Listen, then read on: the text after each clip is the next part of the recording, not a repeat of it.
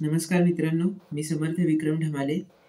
इयत्ता 10वीत शिकत आहे. मी शुभम सरांकडे गेली 2 वर्ष शिकतो आहे. म्हणजे नोव्हेंबरमध्ये मी सरांकडे ॲडमिशन घेतलेलं 9thमध्ये आणि त्यानंतर मग आता 10thमध्ये आहे मी सध्या. तर 10thमध्ये सुद्धा सरांकडूनच शिकतो आहे. 9thला मला ॲन्युअल एक्झामला 94% मिळाले होते.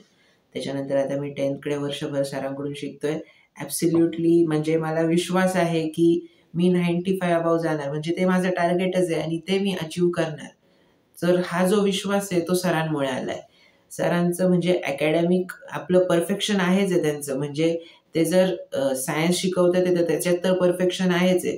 पण त्यांचं पर्सनॅलिटी डेव्हलपमेंट, कॉग्निटिव्ह तुमचं डेव्हलपमेंट, ह्या सगळ्या गोष्टींवर सरांचा म्हणजे भर असतो. सर सांगतात आम्हाला, तुमची हेल्थ पहिली महत्वाची. ते म्हणजे सरांचं एक वाक्य नेहमीच ठरलेलं आहे, if you want to win the race you have to be in the race. म्हणजे तुम्हाला जर 95% पाडायचे, सपोज एक्झाम्पल 95% पाडायचे, तर तुम्हाला तिथे अभ्यास करणं म्हणजे त्याच्यासाठी तुम्ही तिथं असणं महत्वाचं आहे. तर तुमची हेल्थ, तुमचं माइंडसेट वगैरे हे सगळं खूप महत्वाचं आहे. म्हणजे अकॅडमिक नाही तर पर्सनॅलिटी, मेंटल डेव्हलपमेंट, तुम्ही कोणत्या वेळेस म्हणजे क्रिटिकल थिंकिंग याच्यावर सुद्धा सरांचा भर असतो. म्हणजे फक्त तुम्हाला अकॅडमिकच शिकायला नाही मिळणार सरांकडून, तर ह्या सर्व गोष्टी सुद्धा सर सांगतात.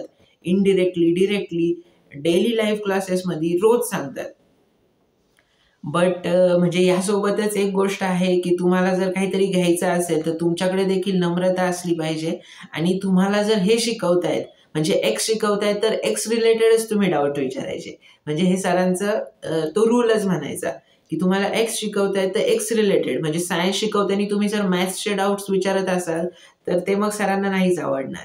सो तुम्हाला जर सरांचा फेव्हरेट पर्सन म्हणजे फेव्हरेट स्टुडंट बनायचा असेल, तर ह्या म्हणजे रूल्स वगैरे थोडेफार शांत राहायचं, आपलं चॅट्समध्ये वगैरे काही जास्त बोलायचं नाही.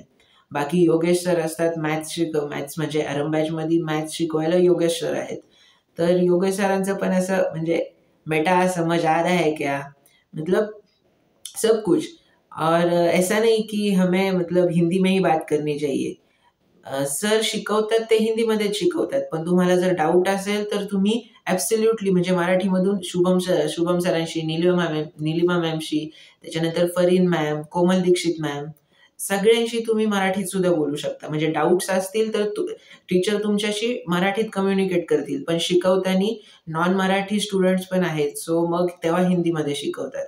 डाउट्स असतील तर डेफिनेटली सर, मॅडम हिंदीत मराठीत बोलतातच. आणि म्हणजे असं निलिमा मॅमचा कॉल येतो. मला हिस्ट्री नाही आहे ॲक्चुअली, म्हणजे सोशल स्टडी नाहीच आहे मला, इलेक्ट्रिकल टेक्नॉलॉजी आहे.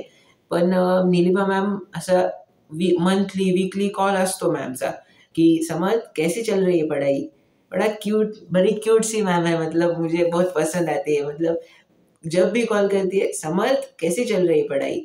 ऐसा अंदर से कुछ ऐसा स्पेशल फील होता है. ऐसा हर एक बच्चे के लिए होता है कि पढ़ाई अच्छे से चल रही है, कुछ डाउट है, कोई दिक्कत है, हमें बताओ, हम उसका इलाज देंगे आपको. मतलब इलाज हमेशा मिलता है. असं नाही की तुम्ही कॉल केला आणि कॉल उचलला गेला नाही. डेफिनेटली तो उचलला जाणार. तुम्ही कधीही कॉल करा. म्हणजे अगदीच पार 12 नंतर करशाल तर इट्स नॉट फेअर. पण तुम्ही कॉल केला का तो कॉल उचलला जाणार. तुम्हाला प्रॉपरली ट्रीट केलं जाणार. सर खूप लो फील होतंय, काय करू सांगा. सर सांगणार तुम्हाला काय करायचं. म्हणजे प्रत्येक गोष्टीला असं नाही की अकॅडमिकच तुम्हाला डाउट्स आहेत आणि मग तुम्ही विचारताय. तर तुमचे पर्सनल प्रॉब्लेम सुद्धा तुम्ही सरांशी शेअर करू शकता. सर इतके म्हणजे फ्रेंडली असतात ना, सरांना आम्ही भैयाच म्हणतो. "भैया ये नहीं समझ आया, भैया वो नहीं समझ आया." सर लगेच सांगतात. म्हणजे असं पण त्याच्यासाठी दोन्हीकडूनही तेवढा रिस्पॉन्स पाहिजे. सरांकडून तेवढा रिस्पॉन्स असेल तर तुमच्याकडून सुद्धा तुम्ही सुद्धा अभ्यास केला पाहिजे. सो एवढं सगळं आहे. त्याच्यानंतर निलिमा मॅमचं सांगितलं मी, योगेश सरांचं सांगितलं. फरीन मॅम आम्हाला मराठीला शिकवतात. सो म्हणजे जे पण प्रॅक्टिस क्वेश्चन आहेत, प्रॉपर प्रॅक्टिस क्वेश्चन म्हणजे टफ असेल तर टफ. हां, तुम्हाला हे टफ आलंय, तुम्हाला जमतंय का बघा, हे स्पष्ट सांगणार मॅडम. मराठी शिकवताना मराठीत बोलणार, हिंदीच्या मुलांशी हिंदीत डाउट्स वगैरे विचारणार. त्याच्यानंतर कोमल दीक्षित मॅम प्रत्येकाची कमेंट वाचणार, प्रत्येकाला रिप्लाय देणार. म्हणजे जो क्वेश्चन असेल तोही सांगणार, त्याच्या रिलेटेड बाकी जे सगळं आहे ते सुद्धा सगळं सांगणार. असं प्रत्येक शिक्षकाच्या बाबतीत असं स्पेशल फील होतं आपल्याला आणि एक कसं बॉन्डिंग निर्माण होतं त्यांच्यासोबत. मग ऑटोमॅटिकली अट्रॅक्ट होतं. एकदा तुम्ही फक्त त्या बॅचमध्ये एनरोल व्हा. तुम्हाला असं कब होगा लाइव क्लास, मतलब कब आएगा वो समय, कब 9 बजेंगे, पौने पौने 8 बजेंगे और मैं लाइव क्लास अटेंड करूँगा, ऐसा होता है. एक एक जर्नी है ना, वो एंडलेस जर्नी है. मतलब ये 10th का समय अभी जो मेरा खत्म होने वाला है, लेकिन फिर भी मैंने अभी डिसाइड किया है कि मैं उड़ान बैच में, मतलब 11th में भी सर से ही पढ़ूंगा. सर के 11th के भी बैच है, तो मैंने अभी डिसाइड किया है कि वो, मतलब ये एंडलेस जर्नी, जब मेरा 11th 12th खत्म होगा फिर भी मैं सर के कांटेक्ट में रहूंगा और सर को ये मतलब अच्छा लगेगा कि हाँ, बच्चे मेरे कांटेक्ट में हैं.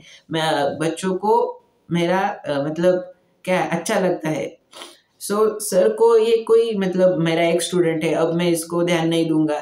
सर के आज भी एक स्टूडेंट के मतलब वो उनके कांटेक्ट में है, हमको बताते हैं वो. सो ओवरऑल मतलब ग्रेट है, मतलब ये जर्नी ही ग्रेट है. ये easy learning, literally making learning easy. म्हणजे ये नाम से ही आपको सब कुछ मतलब पता चलना चाहिए. सर के यूट्यूब वीडियो भी इतने अच्छे हैं कि उनको देखकर ही, बिना किसी रिव्यू देखे भी बच्चे, मतलब मैंने भी यूट्यूब के वीडियो देखे ही डायरेक्ट एडमिशन लिया था. ऐसा कुछ रिव्यू लिया फिर या कुछ लिया, ऐसा कुछ नहीं, डायरेक्टली मैंने एडमिशन लिया था. सर का काम ही ऐसा है, तो कुछ डाउट ही नहीं. इतना ही कहना था. Thank you.